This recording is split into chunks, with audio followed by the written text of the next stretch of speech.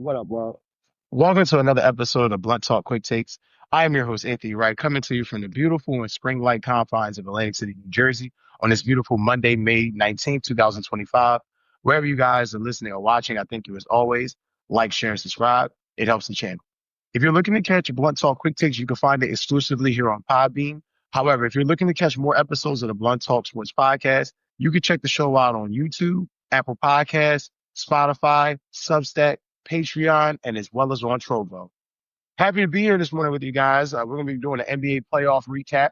The semifinal rounds are now officially over. We're going to detail the Celtics versus Knicks. Knicks were able to pull out that victory 119-81 to secure their first berth in the Eastern Conference Finals in 25 years. And also, we're going to cover the OKC versus Denver game where there was a massive blowout. Both games were blowouts, but the OKC Denver game was more of a blowout than the Knicks game was at one point. So definitely going to get into all of that. But before we do, I definitely want to make sure that we shout out some friends of the show. First things first, I always tell people that, right now we're in the season of getting out, making the most of our, time with friends, family, constituents. But being that it's NBA playoff season, Eastern Conference Finals, NBA Finals soon approaching, get your NBA playoff tickets through me. You can find it within the description box with the link in this video or in this podcast. You'll be able to find it. We also have from StubHub, we also have NFL season tickets that are available. There's NHL playoff tickets and there's MLB tickets. So if you're looking to get out, looking to make something that you're spraying, or, looking for something to do in between the week or the weekend, definitely don't forget to check out StubHub, the number one leading getter for ticket sales for live events, shows, and concerts. And also as for Viagogo, if you're looking to catch the latest things going on in the UK, Paris Saint-Germain versus Inter Milan, that matchup is coming up on May 31st. Billie Eilish is currently touring. Lady Gaga is currently touring in Tomorrowland 2025. And last but not least, Oasis. So definitely check that out. Like I said, the link will be in the description box of this video. Definitely make sure that you catch up and utilize them. Viagogo, which is the number 2 leading getter in the world for tickets to live events, shows, and concerts. And last but not least, if any of you guys are an avid gamer like I am, I would recommend definitely try Sony PlayStation. There's a link within the description box of this video for PlayStation Direct. Sony PlayStation, more than a game. All right, guys, hopping into it. We're going to start from Friday and then go to our Sunday. Friday was Knicks and Celtics, as I previously stated. The score was 119-81. The Knicks won in dominant fashion to secure their first berth to the Eastern Conference Finals in 25 years, which is even crazier to just say that it's been that long for that franchise. But here we are. Breaking down specifics from the game. First of all, New York had the energy and the intensity from when the game started. Now, both teams were turning the ball over a lot. You can see that. I mean, I'll highlight the turnovers that Jalen Brown had and, some of the Celtics teammates. But, ultimately, it was kind of crazy. Like, it was a little sloppy game to be, to start. But you knew that for this team to win, it had been talked about all weekend that Karl Anthony Towns was going to have to step up and elevate his game and elevate his play to a higher level for this team to advance. It was one of the reasons why they acquired him, so he definitely had to step up, and he was. It was much needed. He was aggressive. He played very well. Cat actually ended the game with 21 points, 12 rebounds, 1 of 6 from 3, but he was 8 of 20 from the field, so he's about 40% efficient. When he's playing like that, he's playing aggressive. It's hard to stop him. Now, he did have 4 fouls, which is something I think is going to be a problem for him going into the Eastern Conference Finals because he does foul a lot. However, outstanding performance in this game against the Celtics. Jalen Brown, I got to give Jalen Brown credit because we all knew he was the only legitimate scoring option outside of Jason Tatum being there. But I mean, his teammates just didn't really shoot him any bail. Just to give you an idea how bad it was for the Celtics on Friday night. Okay. Jalen Brown had 20 points. Now he had 7 turnovers. He fouled out eventually. He had 6 fouls, so he eventually fouled out. He had 7 turnovers, 6 rebounds, 6 assists, and he was 3 of 9 from 3, 8 of 20 from the field. So he was just chucking it up, trying to make something happen. But Al Horford, 10 points. Luke Cornett, 5 points. Drew Holiday, 4 points. Derek White, 8 points. Porzingis, 4. And Peyton Pritchard, 11. Yeah, I mean, everybody, just to not bore you, everybody touched the ball and at least scored at least once, but the legitimate scoring option was Jalen Brown. And without Jason Tatum, this team really doesn't have a chance to really survive or to go forward against better teams in the Eastern Conference. Because make no mistake, if this was the regular season and they had to stem the tide for a few months, it probably would have been okay. But the fact that it's the playoffs and you lose one of your best players to a ruptured Achilles, and then you come out with a shitty shooting performance like this. I mean, as a team, just give you guys an idea. As a team, they shot 36% from the field, 30% from three, 43-point attempts. So right around their average, but not great at all. Not great in the least bit. Definitely one of the reasons why they were eliminated. And New York started pulling away early. Once they got about 20 points, the game was pretty much in hand. By halftime, the game was pretty much over. They were up by 27 points, which is actually the largest lead in postseason franchise history, which just lets you know how much the Knicks were hell bent on closing this game out.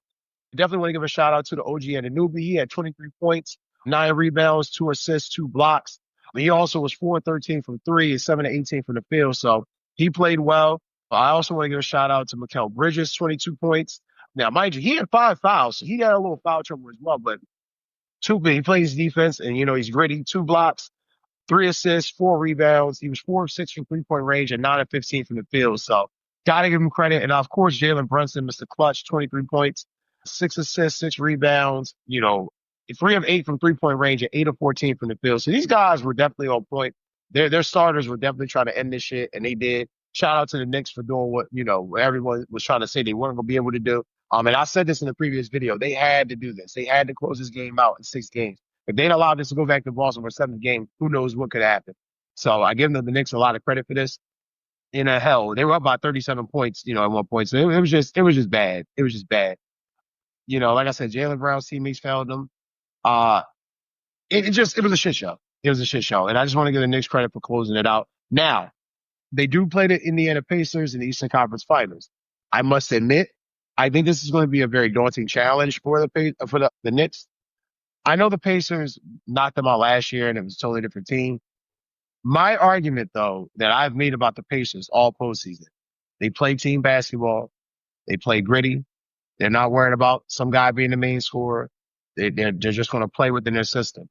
We know that the Knicks can get caught not playing within the system. Cat wanting to jack up too many threes. Brunson getting in foul trouble. Mikal Bridges getting in foul trouble. There's little dumb things. It's like, I just strongly feel like the Indiana Pacers are going to probably win the Eastern Conference. I could be dead wrong, but I just feel like right now with the way things are shaping up, the Pacers are definitely going to win this. But this is why they play the game. And again, shout out to the Knicks for winning. It was a major victory and ultimately put them in a situation where now they could possibly potentially go to the NBA Finals. All right. And last but not least, we're going to talk about OKC versus Denver. OKC was able to pull out the victory 125-93 in a massive blowout.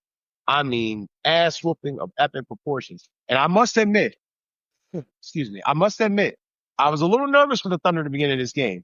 The Thunder looked like they were nervous, and it makes sense. When you're playing a team like the Denver Nuggets, who have a litany of experience in game sevens, I think remembering the number, I think Nikola Jokic and Jamal Murray both had played in 6, up until yesterday, they both played in 6 game sevens in their career.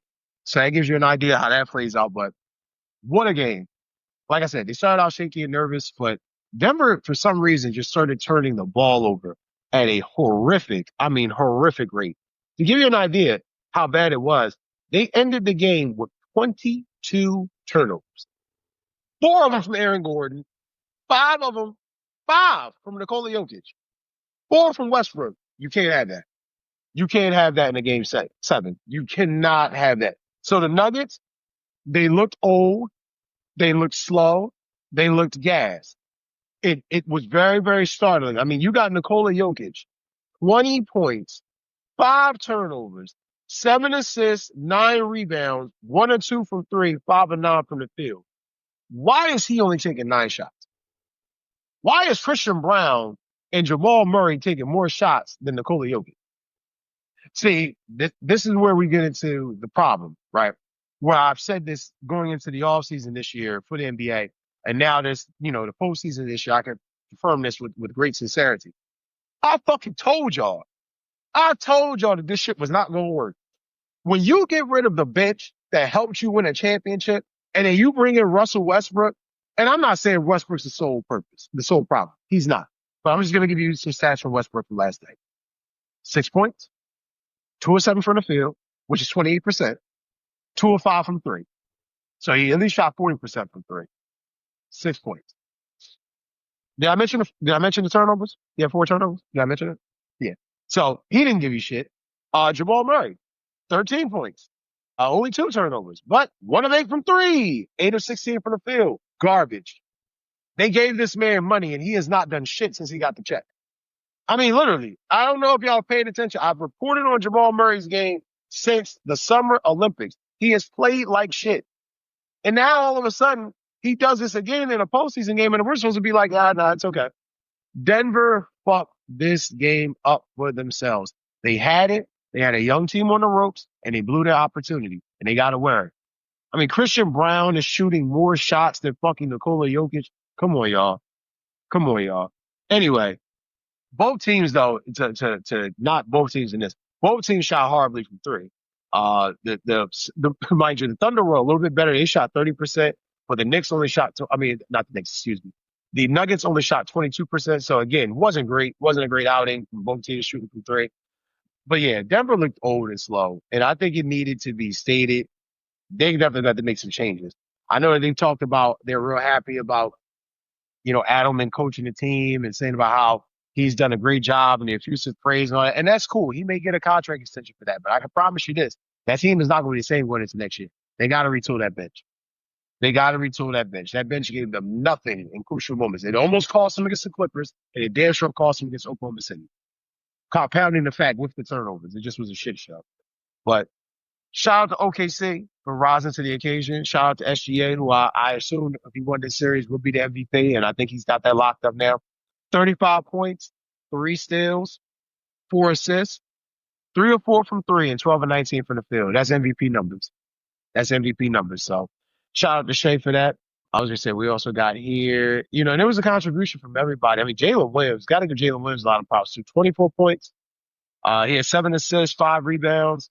He was 2 of 5 from 3, but 10 of 17 from the field. He played well. I like how Chet Holmgren played yesterday. Now, he didn't hit any threes, but he was efficient from the field. And I also noticed something, too, in this series. And it could just be intense playoff basketball. It could be maybe I'm seeing things and I'm not interpreting it correctly. However, watching this series, did it not seem like Russell Westbrook was trying to fuck Chet Holmgren up? I mean, like, it seemed like throughout this series where there were certain times when Holmgren got the ball. Maybe it's because he's a skinny white boy. I don't know, but like Westbrook was trying to fuck him up. Even in the game yesterday, he's going for a block. I mean, he took his fucking legs out from under him. It's like, wait, what the fuck? I mean, it's kind of weird. It's kind of weird. I don't know. Maybe I'm just reading a little too much into it, but it definitely seems like Russ don't like Chet Holmgren. It definitely seems like that. And for OKC, you got to give them, most importantly, the credit for this. It was the largest win in Game 7 history in their history. So big challenge ahead for them playing the Minnesota Timberwolves. I don't actually have them beating Minnesota. I know that they're a better team than Minnesota, but I just feel like Anthony Edwards is really his turn and it's really his time. But yeah, I ultimately just feel like the way the finals are going to shape up, I do think it's going to be wind up being Timberwolves Pacers, but I could be dead wrong. And that's the exciting part about the game. We have to let them play out, so we shall see. That's what I'm doing for this episode of Blunt Talk Quick Takes. I love you guys. And as always, don't forget to like, share, and subscribe. Take care and enjoy the rest of your day.